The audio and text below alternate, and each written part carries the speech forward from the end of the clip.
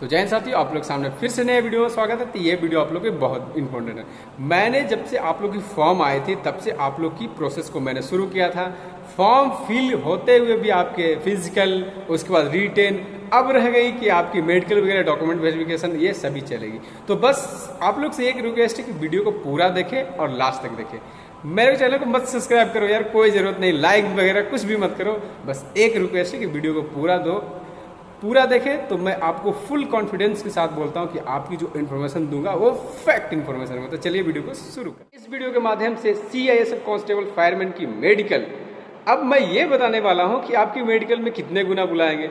बहुत से मैंने पिछले वीडियो में मैंने आप लोगों को बताया था कि 35, 36, 37 सभी का मेडिकल होगा, डॉक्यूमेंट वेरिफिकेशन में क्या होगा, ये मैंने पिछले वीडियो में मेंशन किया था। अगर वो वीडियो आप लोग अगर नहीं देखे हैं तो जाके देख सकते हैं, नहीं तो उस वीडियो का लिंक मैंने आई बटन पे दे दूंगा।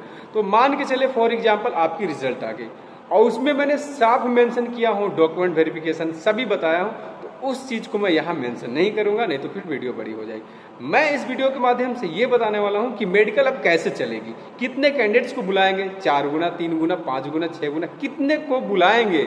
सीएसएफ तो ऐसा कभी करती नहीं है। फॉर एग्जाम्पल आपके इससे पिछले वाले वैकेंसी जो सीएसएफ कांस्टेबल फायरमैन 2017 में आए थी, उसकी आपकी ज्वाइनिंग आपके कब हुई थी, 2019 में हुई थी। उसके अकॉर्डिंग मैं आपको कंपेरिजन करूंगा, दोनों का रेशियो मिलाऊंगा, उसके बाद आप लोग को इन्फॉर्मेशन ऑटोमेटिक पता चल जाएगी कि सर झूठ बोल रहे हैं या गलत बोल रहे हैं। पिछले बार वैकेंसी आपकी जो भी आए थे 300, 400 जो भी अप्रोक्स, सभी स्टेट में एक एक, दो करके वैकेंसी थी।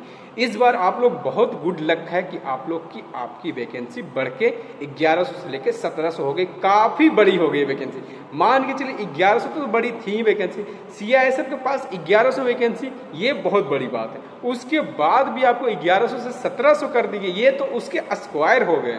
इतना भी जो भी कैंडिडेट्स एग्जाम दिए हैं, भले ही उसके 36 और 37 मार्क्स है, उसको मैं ये नहीं बोलना चाहता हूँ कि आप डिस्क्वालीफाई है।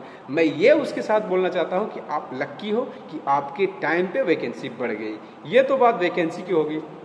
2017 वाले वैकेंसी में क्या हुआ था कि 500 या 300 या 400 कुछ ऐसी वैकेंसी थी, समथिंग 400 मान के चलो। उसमें क्या हुआ कि सीआईएसएफ खुद एग्जाम कंडक्ट कराई थी, ना कि कोई प्राइवेट कंपनी कराए थे। फॉर एग्जांपल अभी जो एग्जाम जो कंडक्ट कराए सीआईएसएफ के, और टीसीएस कंपनी करवाए थे, तो ऑनलाइन एग्जाम कर। पिछले बार क्या थी कि आपकी जो एग्जाम कंडक्ट कराए थे सीआईएसएफ खुद, टोटल ऑल ओवर इंडिया में आपकी सीआईएसएफ एग्जाम कंडक्ट कराई थी।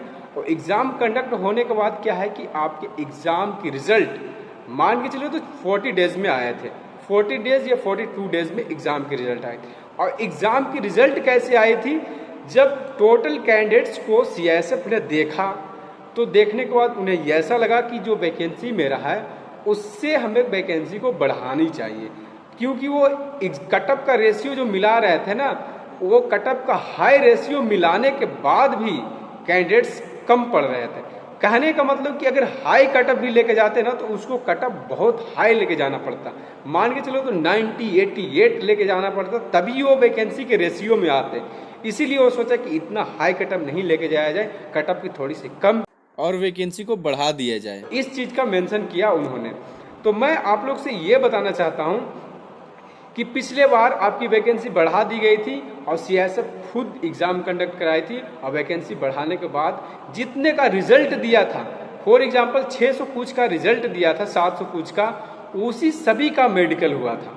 वैकेंसी आपको 400 थी, बढ़ाने के बाद 600 समथिंग का रिजल्ट हुआ था, उसी में से 10-20 कैंडिडेट्स डिस्क्वालीफाई हुए थे, बाकी सभी को पास कर दिया गया था। आपको बात समझ में नहीं आई तो मैं फिर से बोलता हूँ, आपकी 400 वैकेंसी थी, सीआईएसएफ ने वैकेंसी बढ़ाकर 600 कर दिया गया। और वैकेंसी कब बढ़ाई थी, रिजल्ट के टाइम पे बढ़ाई थी। फॉर एग्जांपल उससे पहले एक नोटिस मेंशन किया था कि फॉर द रिक्रूटमेंट आपके जो भी कांस्टेबल फायरमैन 2017 से मतलब 19, वो मेंशन किया था कि वैकेंसी हैज़ बीन इंक्रीज, मतलब आपकी वैकेंसी को बढ़ा दिया गया है। तो वो चीज़ आपके मेंशन किया गया था किस चीज़ में, आपकी रिजल्ट जो कि आई गई थी, उस रिजल्ट आपकी 700 की रिजल्ट आई थी। उसमें से सभी कैंडिडेट्स को क्या है कि मेडिकल के लिए बुलाएंगे, सभी कैंडिडेट्स को मेडिकल के लिए बुलाएंगे।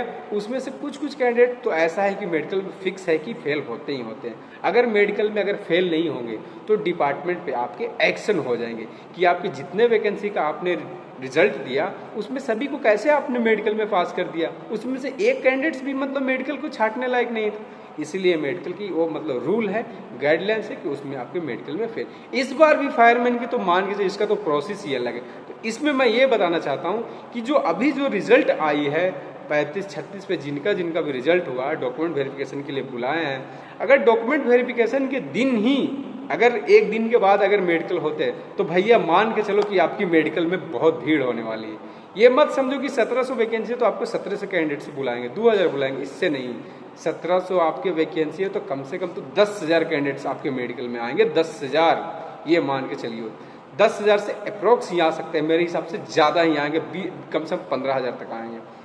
17,000 है तो उसके अगर 5 गुना तो 17-85 तो 10,000 मान के चलिए, तो आपके 1700 तो मान के चलिए तो 10 गुना आपके 85 यानी 10,000 कैंडिडेट्स आपके मेडिकल में पार्टिसिपेट करने वाले हैं। ये मैं बताता हूँ इस अकॉर्डिंग अभी आपके कटअप मतलब जो रिजल्ट डॉक्यूमेंट वेरिफिकेशन के हिसाब से। अगर डॉक्यूमेंट वेरिफिकेशन के वहीं से अगर आपके छांटते हैं, मेडिकल की डेट अगर नहीं देती है तो फिर आपके मेडिकल के लिए भी कटअप बनाई जाएगी, ऐसा हो रहा है। बाकी मैं क्लियरली रूप से 1 से 2 दिन मेरे को टाइम दीजिए, मैं सारा सर से बात किया हूँ, जो हमारे क्लर्क सर है हेड कांस्टेबल मिनिस्ट्रियल, उनकी प्राइवेसी कुछ है तो मैं उस चीज़ को मेंशन यहाँ नहीं कर सकता। बस आप लोग समझ सकते हैं उस चीज़ को कि मैं क्या आप लोग को समझाना चाहता हूँ।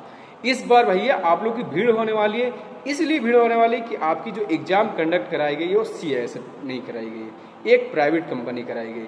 CISF जब भी एग्ज़ाम कंडक्ट कराती है वो किसी के साथ नाइंसाफ़ी नहीं करती। CISF फालतू कैंडिडेट्स को बुलाते ही नहीं है। फॉर एग्जाम्पल उसको 600 कैंडिडेट्स चाहिए, तो 600 चाहिए तो उनको ऐसा लगता है कि हम जिस हिसाब से कटअप बना रहे हैं तो 595 या 580 का ही रिजल्ट दे देगा, और उसको ऐसा भी फील होता है कि मेरे को कटअप में 1-2 नंबर इंक्रीज डिक्रीज कर रहे हैं तो वैकेंसी से एबव जा रहे हैं तो 600 समथिंग का भी रिजल्ट दे देता है। बाकी उसमें से 10-20 तो मेडिकल में आउट हो गई, वो मतलब कंफर्म है कि आउट होंगे ही, तो उस चीज़ को आपको इंक्रीज डिक्रीज करके वो बैलेंस कर देते हैं।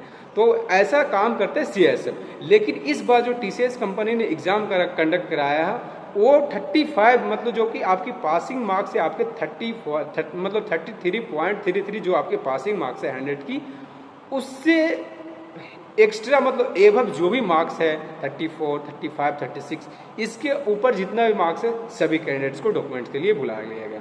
अब वो वहाँ से भी छटेंगे, उसके बाद अगर आपकी कटअप की लिस्ट आएगी तो उसके बाद भी वहाँ से छटेंगे, उसके बाद मेडिकल होने के बाद फिर से अगर मेरिट निकालेंगे तो उसके बाद भी छटेंगे। तो ये ऐसा होने वाली है। तो मैं फिर से आप लोगों को बताता हूँ कि अब से आप लोग की कोई कंफ्यूजिंग नहीं, अब से वीडियो आपकी फैक्ट आने वाली है। तो बस आप लोग अगर इस चैनल पर नए हैं तो चैनल को सब्सक्राइब भी कर सकते हैं, ना भी कर सकते हैं, हमें कोई ज़बरदस्ती कोई ज़रूरत नहीं। बस आप लोग वीडियो तक आए हैं तो वीडियो को देखकर कुछ अगर सीख मिला होगा तो हमें कमेंट्स कीजिए, मैं आप लोगों की कमेंट्स को देखकर रिप्लाई देने की कोशिश करूँगा। तो कैसा लगा ये वीडियो, तब तक के लिए जय हिंद, जय भारत, टेक केयर।